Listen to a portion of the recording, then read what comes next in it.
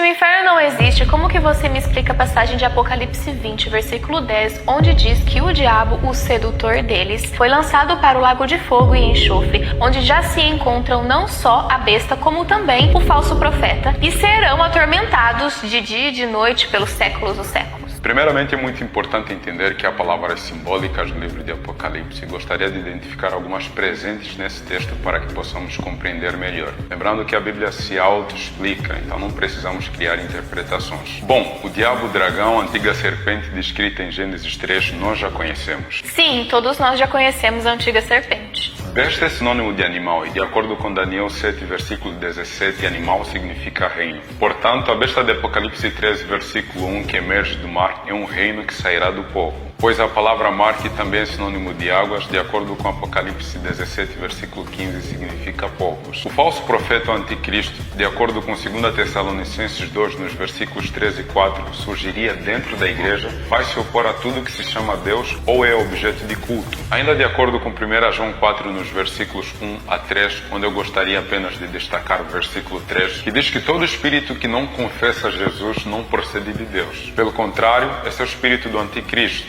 a respeito do qual tendes ouvido o que vem e presentemente já está no mundo. Ok, entendi bastante coisa, mas isso não prova que o inferno não existe. Eu já mencionei isso antes, mas é sempre bom ressaltar. Em Apocalipse 20, versículo 14, diz que a morte e o inferno foram lançados no lago de fogo. Se o inferno fosse um local onde Deus vai punir as pessoas com fogo eternamente, esse texto não faria sentido algum. Porque o lago de fogo é para acabar com o mal de uma vez por todas. Por isso Apocalipse 21 começa dizendo: vi novo céu e nova terra, pois o primeiro céu e a primeira terra passaram e o mar já não mais existe. Então que inferno é esse que a Bíblia se refere em Apocalipse 20, 14? A Bíblia se refere à sepultura, por isso no versículo 13 de Apocalipse 20 diz que o mar deu os mortos que nele estavam, a morte e o além entregaram os mortos que neles havia. Estou começando a entender. Em Apocalipse 20 diz que Satanás será acorrentado e preso no abismo por um período de 1000 anos. Que abismo é esse? Não seria o inferno? Em Gênesis 1, no versículo 2, diz que a terra, porém, estava sem forma e vazia. Havia trevas sobre a face do abismo,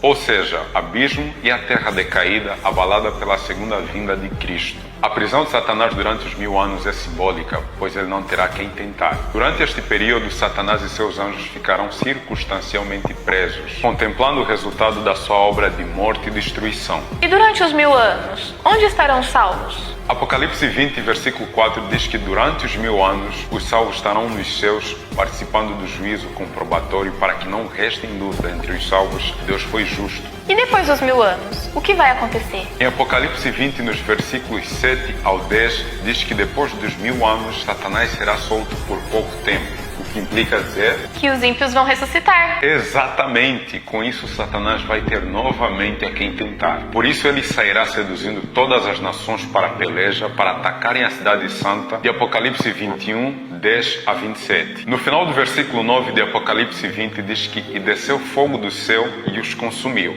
Ponto. E o versículo 10 apenas realça o que é a destruição definitiva, ou seja, foram destruídos para sempre. Já não mais haverá espaço para o mal. Uau, que fantástico! No final do versículo 41 de Mateus 25, podemos entender que o final de Satanás e seus anjos é certo. Você hoje tem a opção de escolher andar com Cristo para viver eternamente ou ter o mesmo fim que Satanás e seus anjos. Escolhe após a vida para que vivas tu e a tua descendência.